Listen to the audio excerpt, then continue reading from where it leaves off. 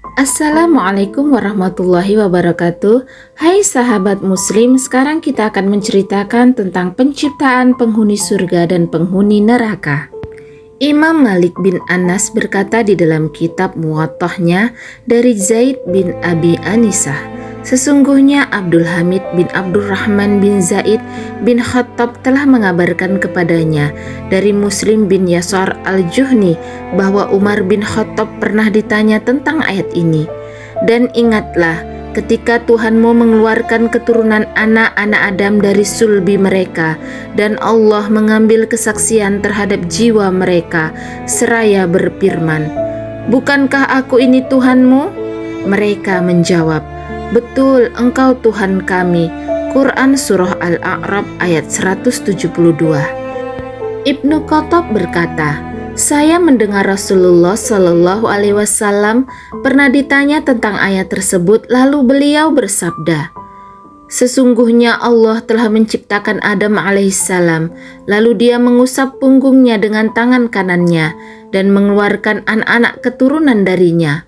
Allah berfirman, Aku menciptakan mereka untuk masuk surga dan mereka akan beramal dengan amalan ahli surga.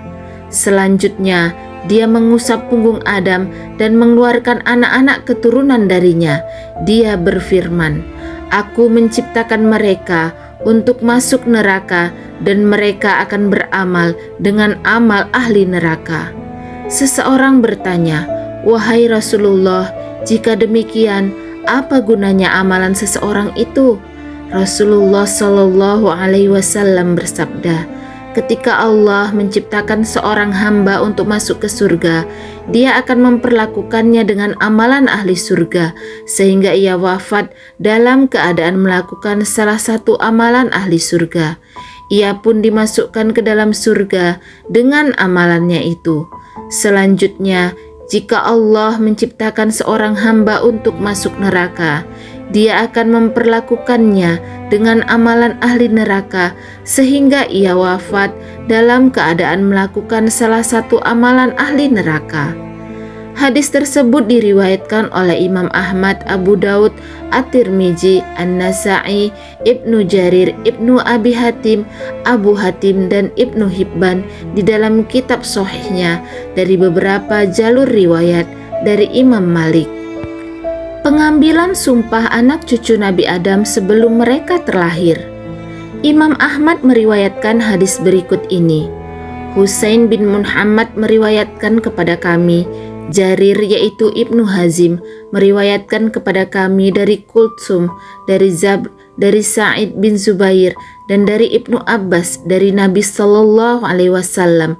Beliau bersabda, Allah mengambil perjanjian dari punggung Adam alaihissalam di Na'man, yaitu pada hari Arafah. Selanjutnya, Dia mengeluarkan dari sulbi Adam semua anak keturunannya yang Dia ciptakan. Dia menyebarkan semua anak keturunan Adam itu di hadapan Adam bagaikan kumpulan zarrah atau atom. Setelah itu, Allah menghadap ke arah mereka seraya berfirman, Bukankah aku ini Tuhanmu? Mereka menjawab, Betul, Engkau Tuhan kami. Kami menjadi saksi.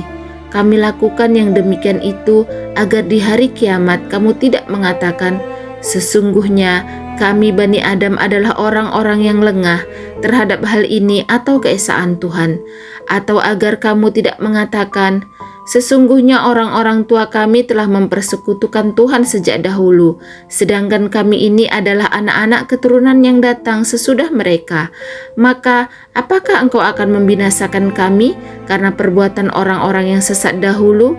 Quran Surah Al-A'raf ayat 172 dan 173. Ia Abu Za'far Ar-Razi berkata, Allah mengumpulkan semua anak-anak keturunan Adam yang terus berkembang hingga hari kiamat.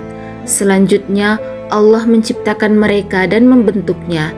Setelah itu Dia menjadikan mereka dapat berbicara, lalu Dia mengambil janji dan kesaksian terhadap diri mereka sendiri. Bukankah aku ini Tuhan kamu sekalian? Mereka menjawab, Benar, Engkaulah Tuhan kami. Kami menjadi saksi. Demikian seterusnya hingga akhir ayat. Allah berfirman berdasarkan ayat di atas, "Sesungguhnya aku mengambil kesaksian pada 7 lapis langit dan bumi. Aku juga mengambil kesaksian bapak moyang kalian, wahai Adam, terhadap diri kalian, agar pada hari kiamat nanti kalian tidak mengatakan, 'Kami tidak tahu menau tentang hal itu.' Ketahuilah oleh kalian bahwa tidak ada yang berhak disembah kecuali Aku, tidak ada Tuhan selain Aku. Janganlah kalian menyekutukan Aku dengan sesuatu apapun. Sesungguhnya Aku juga akan mengutus para rasul di tengah-tengah kalian yang mengingatkan kalian tentang perjanjianku atau yang telah diikrarkan dengan kalian semua dan ketetapanku ini. Aku juga akan menurunkan kitab-kitabku kepada kalian." Mereka, anak-anak keturunan Adam, berkata, "Kami semua bersaksi bahwa Engkau adalah Tuhan kami, ya Ilah, atau sesembahan kami. Tidak ada Tuhan lainnya bagi kami selain Engkau. Tidak ada ilah lainnya bagi kami selain Engkau." Pada hari itu, mereka berikrar atau berjanji untuk menyatakan ketaatan mereka kepadanya. Setelah itu Allah memperlihatkan bapak moyang mereka, Adam. Beliau memperlihatkan anak-anak keturunannya itu dan melihat di antara mereka ada yang kaya dan ada yang miskin, ada yang bagus rupanya dan lain sebagainya. Adam kemudian berkata, "Ya Tuhan kami, andai saja mereka diciptakan dalam keadaan yang sama." Allah berfirman, "Sesungguhnya aku lebih suka untuk disyukuri." Adam juga melihat di antara anak-anak keturunannya yang menjadi nabi. Mereka laksana pelita yang bersinar terang. Allah mengistimewakan mereka dengan adanya perjanjian khusus lainnya, yaitu berupa risalah dan kenabian. Inilah yang dimaksud oleh Allah Subhanahu wa Ta'ala di dalam firman-Nya. "Dan ingatlah ketika kami mengambil perjanjian dari nabi-nabi dan dari kamu sendiri, dari Nuh, Ibrahim, Musa, dan Isa putra Maryam, dan kami telah mengambil dari mereka perjanjian yang teguh." Quran Surah Al-Ahzab ayat 7. Hal itu pula yang dimaksud Allah di dalam firman-Nya, "Maka hadapkanlah wajahmu dengan lurus pada agama Allah. Tetaplah atas fitrah Allah yang telah menciptakan manusia menurut fitrah itu. Tidak ada perubahan pada fitrah atau ciptaan Allah." Quran Surah Ar-Rum ayat 30. Demikian juga disebutkan di dalam firman-Nya, "Ini Muhammad adalah seorang pemberi peringatan di antara pemberi-pemberi peringatan yang terdahulu." Quran Surah Al-An'am ayat 56. Firman-Nya, "Dan kami tidak mendapati kebanyakan mereka memenuhi janji. Sesungguhnya kami mendapati kebanyakan mereka orang-orang yang fasik." Quran Surah Al-A'raf ayat 102. Kami telah mengemukakan sebelumnya bahwa Allah Subhanahu wa Ta'ala telah memerintahkan para malaikat untuk bersujud kepada Adam. Mereka semua pun melaksanakan perintah itu dengan penuh ketaatan kecuali iblis. Ia menolaknya karena rasa dengki dan sikap permusuhannya kepada Adam. Maka Allah menjauhkannya dari hadirat ilahi dan mengusirnya. Selanjutnya Allah menurunkannya dari surga ke bumi sebagai setan yang terlaknat dan terkutuk. Imam Ahmad berkata, "Waqi telah menceritakan kepada kami, Ya'la dan Muhammad, keduanya putra Ubaid, berkata, Al-Ma'mash menceritakan kepada kami dari Abu Shalih, dari Abu Hurairah. Ia berkata bahwa Rasulullah Shallallahu Alaihi Wasallam bersabda, ketika anak keturunan Adam membaca ayat sajadah lalu ia bersujud, setan pun menyingkir sambil menangis seraya berkata, aduh celaka, anak keturunan Adam diperintah untuk bersujud, lalu ia bersujud, maka baginya surga.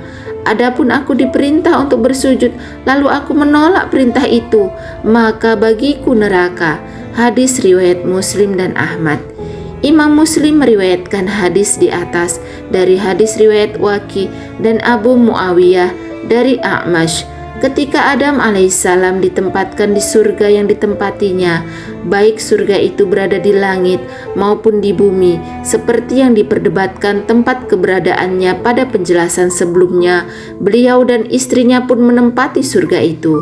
Mereka berdua makan apa saja yang dikehendaki di dalam surga tersebut. Selanjutnya, ketika suami istri itu memakan buah pohon yang terlarang di dalam surga, lepaslah pakaian mereka berdua. Pada akhirnya, mereka berdua diturunkan ke bumi. Kami telah menjelaskan perbedaan pendapat di kalangan para ulama tentang tempat turunnya Adam dan Hawa di muka bumi. Demikianlah sahabat Muslim cerita kali ini yang menceritakan tentang perjanjian cucu Nabi Adam kepada Allah dan pengambilan sumpahnya sebelum mereka terlahir. Allahu a'lam bishawab. Assalamualaikum warahmatullahi wabarakatuh.